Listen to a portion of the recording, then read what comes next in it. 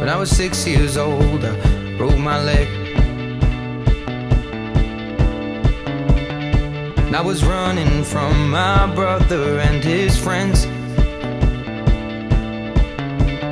and tasted the sweet perfume of the mountain grass I rolled down. I was younger then. Take me back to when I found my heart broke it. Come here, especially when we're talking about the delay and everything. Definitely wanting to get to and contact more teams and more leaders in the sports industry. That's why I wanted to reach out. Okay. Definitely thank you again for accepting and willing to drive. Sure. So the way I usually start doing these is kind of a fun question. Okay. So if you could choose your favorite home cooked meal, what would you choose? It's tough because my wife is an excellent cook. I don't know that I have a favorite thing that she makes because I really love kind of everything she makes. If I had to pick, she makes a pasta carbonara. That would probably be my favorite. Yeah. Oh my goodness. Yeah. That's really good. Yeah. I'm very fortunate. She is an excellent cook. There's nothing she makes that's not good. And that's definitely a great position to be in too. It is. Just go home and be like, wow, that looks really good. So more on the baseball front. You're the only team. How's the experience for you? It's been wonderful. It's my 13th year in summer baseball and our 7th here in the Upper Valley. And this is home for me. And so there's a specialness to doing something in your own community versus doing it in a different community, which is what I did for the first 6 years over in Laconia, New Hampshire. To be able to have this here, to interact with all the folks that I encounter every day on a daily basis, that's been really enjoyable. And there's a different level of buy-in and support when it's someone who is local that I've been able to experience. So it's been a real joy to be a part of this for the last 7 years. Yeah, and especially that point too, community is such a big part of the sports industry and everything that we do. So how has the community been in supporting the team and just basically, like you were saying, what you do on a daily basis? They've been instrumental. We don't exist without community support. Because we don't generate a ton of revenue, we're only playing games in June and July. Our whole model is based on affordability. And so we're not charging exorbitant ticket prices. We want to keep our food prices low. We want to keep our merchandise prices low, our ticket prices. So you add that to not playing a ton of games, it just doesn't afford you the opportunity to generate a lot of revenue. So you need sponsorship support, you need volunteers, you need people who are willing to open up their homes to house our players in the summertime. And then you need fans to come out and give you that robust experience for our players of playing in front of people who are engaged and are participating and are loud when they're supposed to be loud. That feels a lot different than showing up to a park that has 25 fans in it, mostly friends and family. It's just a different atmosphere. But for us, we've had great fan support, we've had incredible sponsorship support, host families have been amazing, and then even on the donation side, people have been willing to support us that way too. This is a very philanthropic area, and so I think they value what we're doing and have supported us in various ways. And that's awesome to hear too. And so, especially on that front, when folks come in, park their car on the lot, as soon as they get out of their car, what's the experience like for them? What I always tell people is that we are a baseball game / carnival / farmer's market. Okay. We want to be about entertainment. The baseball is fantastic. These are some of the best college baseball players in the country. Okay. But they're not professionals. And for most people, they don't know who they are. And they're not necessarily here for purely the baseball. So there has to be more. And so our job is to create an environment where people are enjoying themselves. People are having a nice time out, interacting with both the team and the community, getting good food, seeing fun, interesting things, and creating memories. So for us, that's the task. But baseball takes care of itself. because the league has a great reputation. We put a strong product on the field all the time. It's the other things that make this more of that family atmosphere, where we have local food vendors who are here producing different types of foods. And we have all kinds of entertainment and things for the kids to do, things for the fans to do, that makes it more than just a baseball game. Right, and especially that front in terms of the products on the field and with the relationship that you have with the league. How do you guys go about getting the players and really kind of investing time and energy into that? Yeah. Our goal is to find the best players in the country. It doesn't help us, it doesn't help our league, it doesn't help the players if they can't compete at this level. The NECBL has been around for a long time, and we have a reputation of producing some of the best talent of all the summer leagues in the country. So we want to maintain that both relationship with Major League Baseball, but also the status of one of the best summer leagues. So that helps attract talent. The challenge for myself, for the other GMs, is there are no shortage of players who want to play in our league. It's finding the ones that are a good fit and can play at our level. And that's where my background as a college player, a college coach, helps, because I can tap a lot of my friends who are still in the industry to get an accurate recommendation of whether or not that shortstop can actually play at this level. Yeah, and I love how you said you can reach out to people, because the sports industry is definitely one where somebody always knows somebody, and then they also know somebody off of that. Yes. And that's what I was trying to tell folks, because I have a lot of friends that are still in college, going to college for sports or communication, whatever it may be. And I always tell people that's probably one of the more valuable things that we have is just people. Yes. And it kind of ties into the community again a little bit. And so going off of that, if there is somebody, watching in college that's just breaking into the industry, doesn't really know a ton about it, what would your recommendation be? I think to your point is network. And not in the sense of use people to get them to help you where you're going. Build genuine relationships with people and network with folks around you. Because what I've found, particularly as people get further in their career, they have a desire to give back because they've been helped along the way too. And so there is this paying it back that takes place of, oh, I've been in the industry a long time, let me connect you with my friend who's looking for this type of position, or let me point you in a direction. There's a lot of that help and assistance that takes place, but there's an onus on the students and on the new people in the industry to ask questions, to make relationships, to be intentional. You can't just sit back and expect that they're going to come to you, but genuinely pursue relationships, and that will open doors for you to make connections.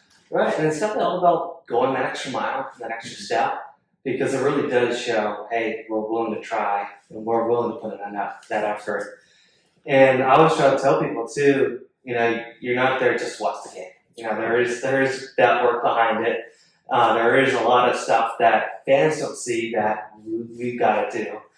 And I was trying to tell people too, along with that, the tarp holes. If we have a tarp on the field or whatever, I was always told, bring extra clothes, socks, sneakers, and all that. When I was thinking, it's probably the same if you have to do it here. It's stuff like that where it can be fun. I was kind of enjoyed it a little bit, although it's definitely very wet. Like it's stuff like that where not a lot of people realize it. And so I want to get your input about tarp holes. How do you like them more? Oh, I hate tarp holes. I've done way too many in my career, and I hate them. So I think at this point, I'll let other folks handle the tarp holes. Ours, thankfully, is not that heavy, pretty easy to do, and our field dries really well. So we actually haven't had to pull tarp since maybe our second year, which is good. Right. But we also have 30-plus players out there helping pull that thing, and they've got a lot more muscles than our interns do. Oh, sweet, even better. Yes. So you just stand there, have fun. That's right. I'll stay up here where it's nice and dry and watch them pull the tarp. And so, how do you deal with the coaches? Like, how's your relationship with coaches? How are you able to manage them as the season progresses?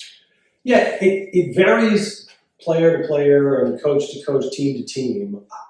For myself, coming out of a playing background, out of a coaching background, I have a little bit more of a hands-on approach. Not that I'm going into the dugout and saying we need to pinch hit here, or we should steal in the third, or pitch Johnny in the eighth.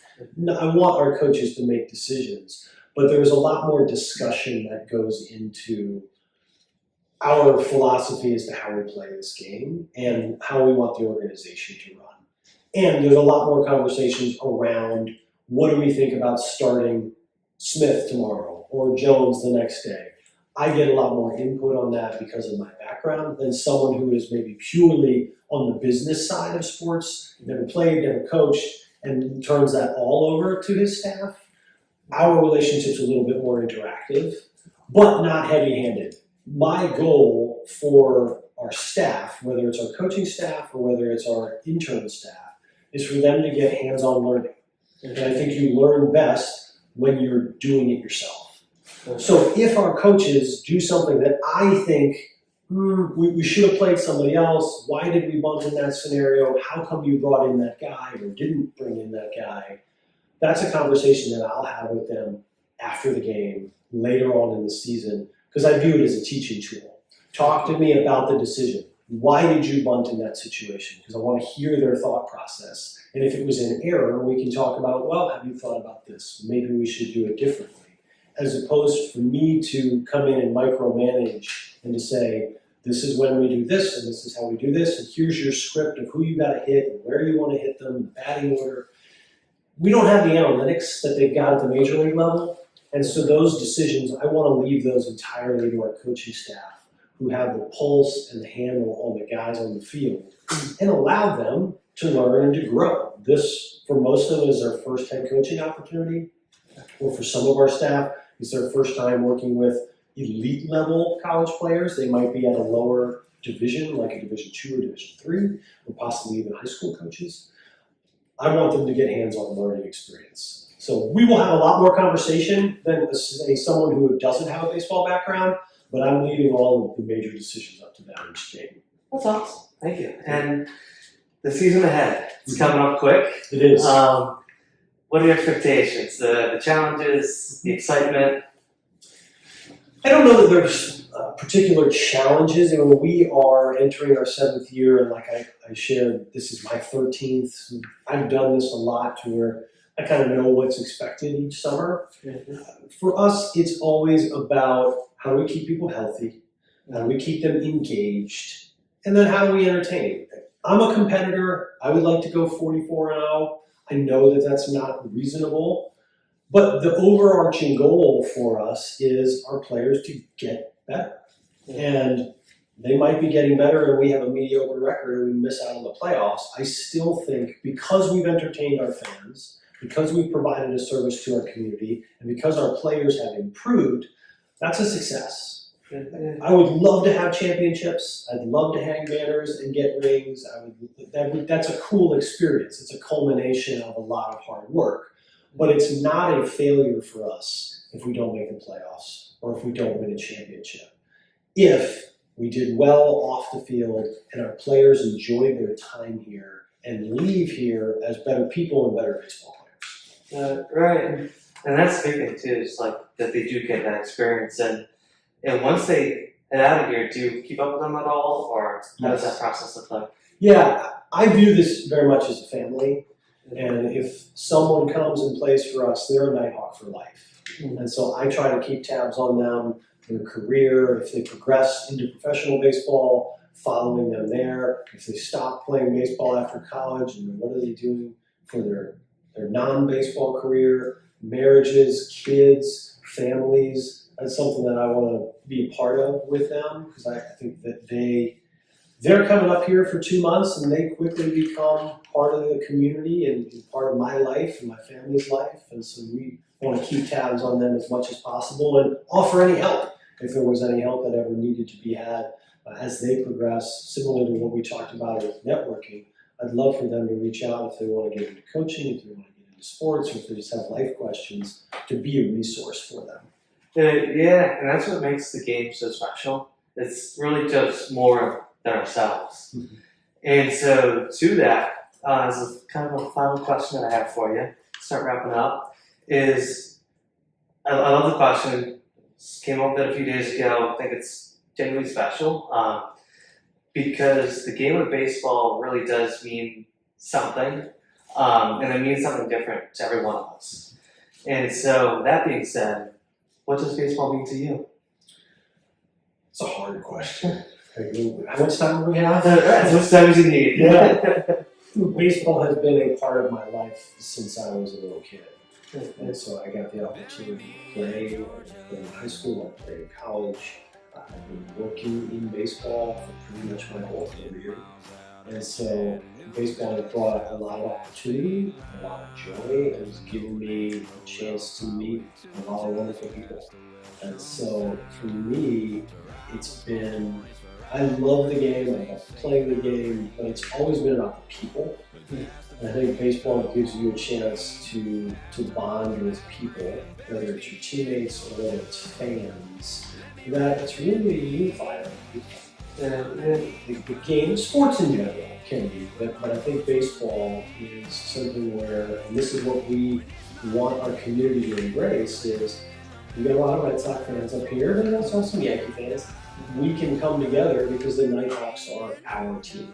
And you've got liberals and conservatives on the political spectrum. They can come here and set aside those differences and enjoy this special place, and watch a baseball game, have fun, and have camaraderie and unity that you don't get in sort of our fractured culture. Yeah, and that's so true, especially that. It's really withstood the test of time. So no matter what's happening, to your point, baseball is just there to help with everything. It is, and there's I know that a lot of people find it slow in the morning and they like a clock, like a basketball or a football where there's a time limit. I like the timelessness of baseball.